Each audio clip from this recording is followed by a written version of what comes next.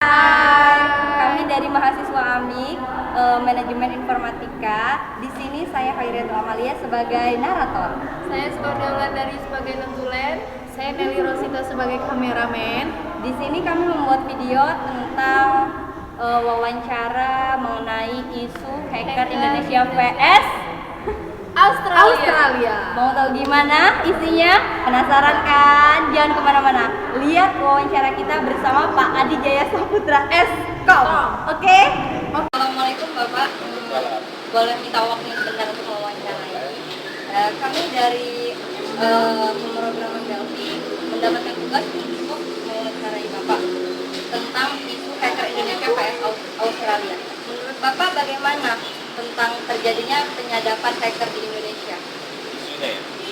Sebenarnya isunya adalah penyadapan antara hacker Indonesia sama Australia. Sebenarnya isunya pertamanya diawali oleh adanya penyadapan beberapa petinggi negara kita.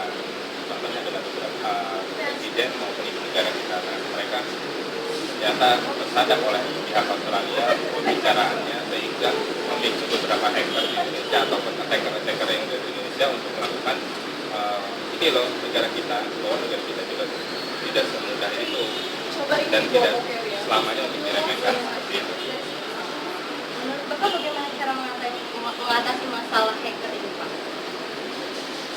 Untuk mengatasinya ya sebenarnya gimana sih negara kita ini bisa bekerja sama dan bisa berkomunikasi dengan baik terhadap pihak-pihak terkait. Contohnya ada beberapa negara yang mungkin anonimusnya itu bisa berkomunikasi agar tidak melakukan tindakan-tindakan di luar undang-undang kita.